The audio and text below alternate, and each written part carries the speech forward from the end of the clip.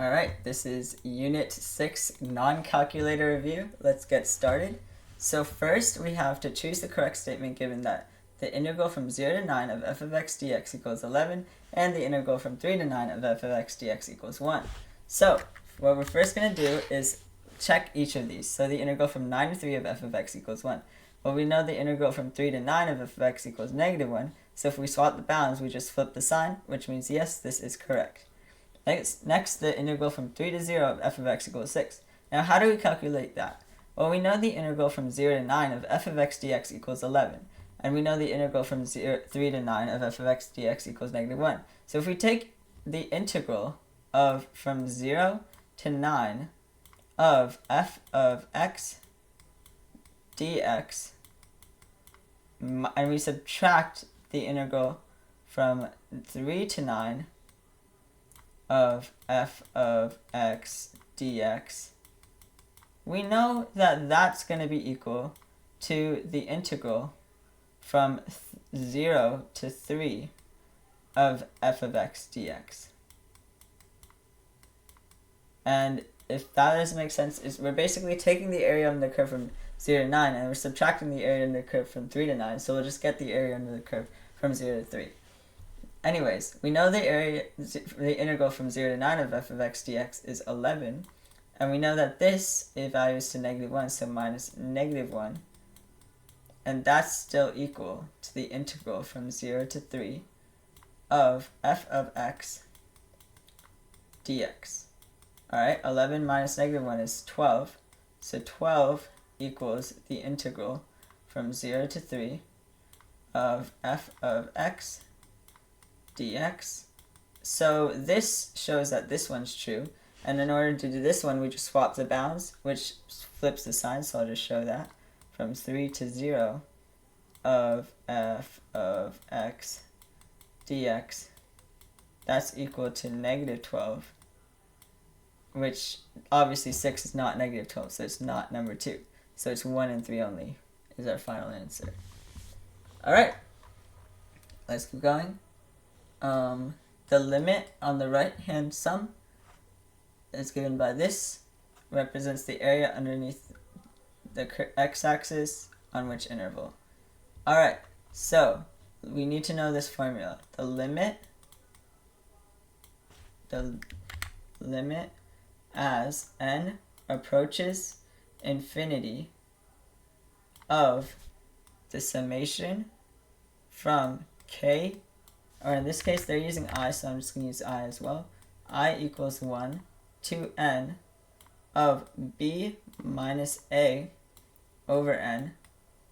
And if you need a refresher on this, I would recommend to check out our 5.3 video, times f of a plus b minus a over n times I, in this case, equals the definite integral from a to b of f of x dx. Alright, so now b minus a over n is equivalent to this part right here, the 1 over n, because that's the width. So I'm going to just write that out. B minus a over n equals 1 over n. And so that means b minus a equals 1. So that means our right bound minus our left bound should be equal to 1. Which 1 minus 0, that works. 1 minus 0, that works. 2 minus 0 does not work, so that means it's not b, and 2 minus 1 does work. Alright, now we need to check this portion right here.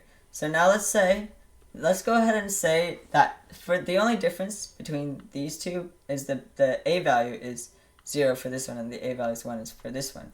So let's just say the a value equals 0. So in the case the a value is 0, we know that b minus a equals 1, so that means b has to be equal to 1. And then now we can use this formula. So f of a, which is 0, plus b minus a over n is 1 over n, times I, so I over n, is equal to this part right here. So I, and I'm going through this, I'm skipping a lot of steps.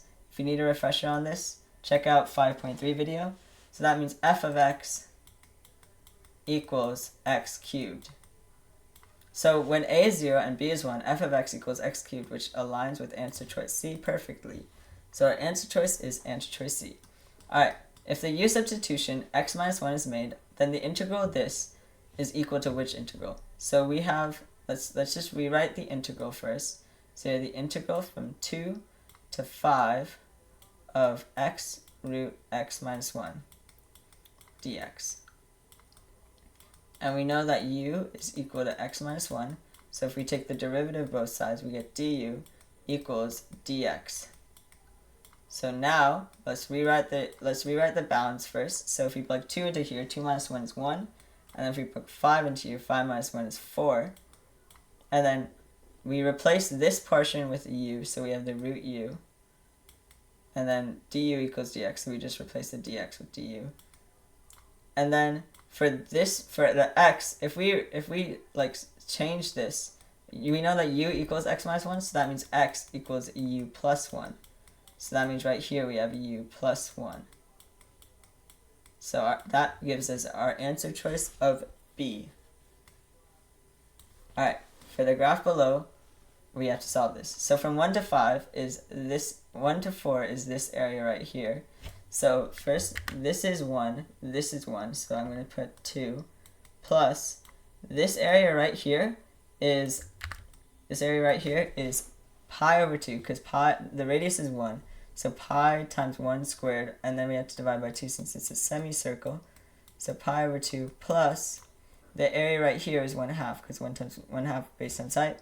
So 1/2. So that I'm just going to put them all in with a common denominator of 2, plus pi over 2, plus 1 over 2. And that's equal to 3. Oh wait, hold on. That's equal to 2, this is, oh, I forgot to, this should be 4. That's my bad. Because we multiplied the numerator and denominator by 2, so we have 5 plus pi over 2 as our answer, which is answer choice A. Same one for this one, except this is a negative area, so this is -1. This is -1 as well, so -2. Plus, then we have this little area, which is 1/2. So 1/2. So -2 plus 0.5 is -1.5. So our answer choice is answer choice B. Next, if the u hold on, let me just rewrite this because this is like very blurry. So we have the integral from 0 to pi over 6 of cosine cubed of 3x times sine of 3x with respect to x, and we're doing the u substitution, u equals cosine of 3x. So if we take the derivative of both sides, du equals negative sine of 3x, and remember the chain rule, we have to multiply times 3 dx, and then to solve for dx, we get dx equals du over -3 sine of 3x.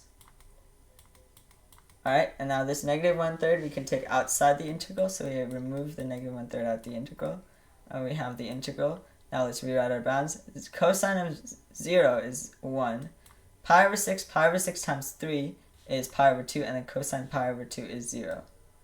And then we have, this is our u value, so we have u cubed sine of 3x. And then dx is equal to du. And remember, we already took the -1/3 out, so we just have over sine 3x. And those two cancel out, so we just have -1/3 times the integral from 1 to 0 of u cubed du.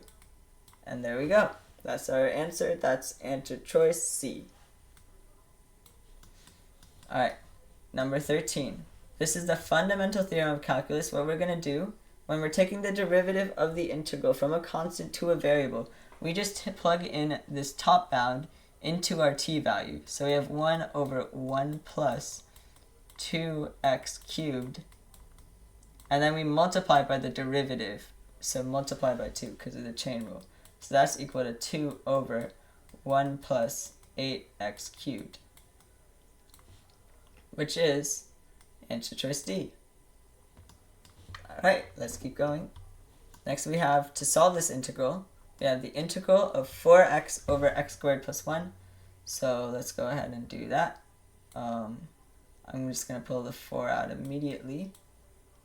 And we just have from 2 to 0, we have x over x squared plus 1 dx. Alright, let's solve this. And we can use u substitution. So u equals x squared plus 1. So du equals 2x dx. So that means dx equals du over 2x. So we have 4. I'm going to pull the 2 out right here. And so that's just du over x. And then we have the, now we are out of bounds. 0 squared is 0 plus 1 is 1. 2 squared is 4 plus 1 is 5. And then we have x over u times du over x. The x's cancel out, and we have 4 over 2 is 2 times the integral from 1 to 5 of 1 over u du, and that is 2 times, and I'm just going to write it like this. The integral of 1 over u is ln u, and we're going to take it from 1 to 5. So we have 2 ln 5 minus, oh, don't forget the absolute value, minus ln 1. And then ln 5, we have stays the same. Ln 1 is just 0, so we have ln 5 minus 0. 2 times ln 5 is just 2 ln 5. Or that's also equal to ln 25 because of the power rule. But I don't know what the answer, okay, it's just 2 ln 5 in the answer choice. Alright, great. Next integral. We have the integral from 1 to 4. And I'm going to rewrite the power as a negative exponent to make it easier for myself. And that is equal to, we have add 1 to the power, we have x to the negative 1, divided by the new power, so divide by negative 1, and we're taking that from 1 to 4.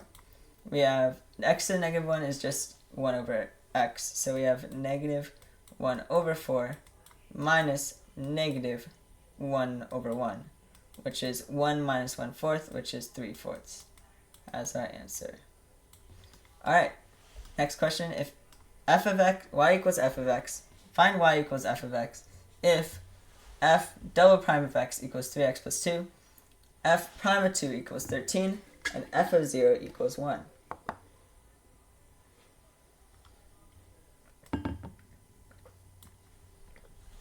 Alright, first, to find our f of x, we're going to integrate our f double prime twice. So let's integrate it first. 3x plus 2. 3x plus 2 dx. So that's 3 halves x squared plus 2x plus c. And this is f prime of x. This is also f prime of x.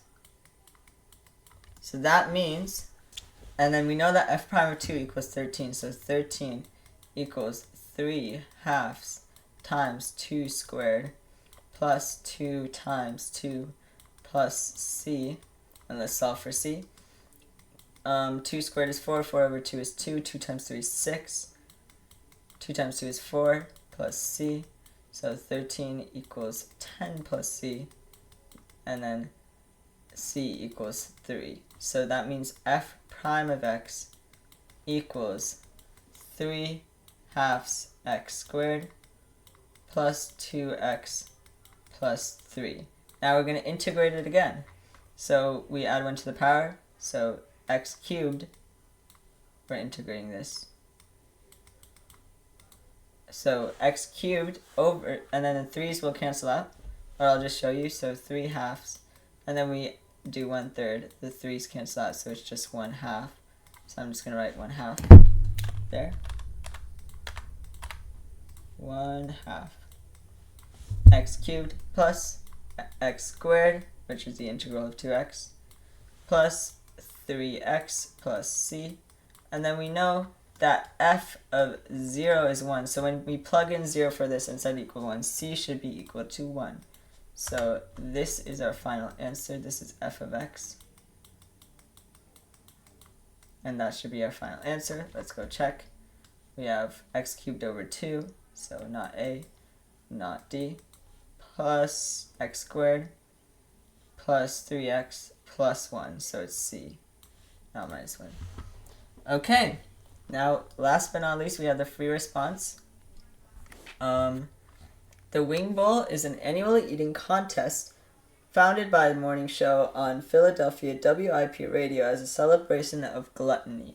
The event, which attracts thousands of spectators, is a contest to see who can eat the most wings in 30 minutes. The rate of wing consumptions in wings per minute recorded during a past Wing Bowl of the champion El Wingador is given by the twice differentiable and strictly increasing function w of time t. The graph of w from time interval 0 to 30 is shown. Approximate the value of wt from 0 to 30 using a left endpoint Riemann sum with 6 regular subintervals indicated by the data from the graph. So I'm just going to draw it, first let's calculate our delta x. So delta x is going to be b minus a over n. So our endpoint minus our starting point over our number of subintervals, so that is equal to 5 different 5, which means our width is 5. As you can see, our width is 5 right here, so we can go like that. And this will be our, so now we can do our Riemann sums. So this is a left-hand Riemann sum, and we're going to go over 5 each time. And obviously, I'm not going to draw it all, but you continue up to 30. So in order to calculate this, we're going to do our width, which is 5, times our height of our first one, which is 4, plus our height, which is 5, times our width, which is, or our height, which is 5, plus our width, which is 5, times our height, which is 6.5, plus our width, which is 5, times our height, which is 8.5, plus our width, which is 5, times our height, which is 11, and finally plus our width, which is 5, times our height, which is 12.5.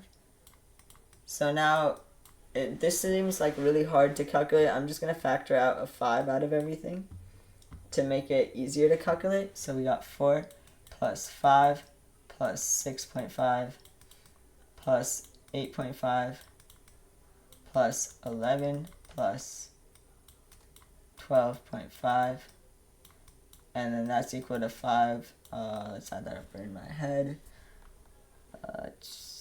47.5, I think. 47.5. And then that's equal to 237.5. And our units are going to be in wings per minute times our minutes, which is just wings, as our answer. Alright. Is the numerical approximation found in part A above less than or greater than the actual value of this? So obviously you can see there's a little bit of area that we're not catching. So obviously our approximation is less than the actual area under the curve. But how do we justify that? Well, let's do that really quickly. We can say the approximation is less than the value of, you would write the integral. I'm just going to write int a equals 0, b equals 30. That should be, okay, you would just write the integral. Obviously, I'm using a really weird keyboard, so I can't. But, so that would be of w of t. W of t dt, because w of t is increasing. And that would be our justification statement. Approximate the value of 0 to 30 of Wt using a trapezoidal sum. So let's do that really quickly. That's going to be, I'm just going to show you how to do a trapezoidal sum really quickly. So our width is of course going to be 5. You don't have to do the 5 throughout like I did here, so I'm not going to do that. It's going to be f of 0 plus f of 5 over 2 plus, and then we have f of 5 plus f of 10 over 2 plus, or this should be w, but I'm just writing f, but it is w. F of 10 plus f of 15 over 2, and then finally plus, I don't need to close that parentheses, over 2 plus f of 15 plus f of 20 over 2 plus f of 20, 1, 2, 3, 4, 5, this f of 20 plus f of 25 over 2, we're almost done, plus f of 25 plus f of 30 over 2, and we're done. And then if we calculate all of that, that will give us the answer of 260. And then explain the meaning. I would say it shows the total number of chicken wings that El Wingador consumed in the 30-minute time period. Alright, so that's it for all of the review. So I'll send this PDF in the group chat. If you guys have any questions, let me know, and I hope you guys do amazing on your test tomorrow.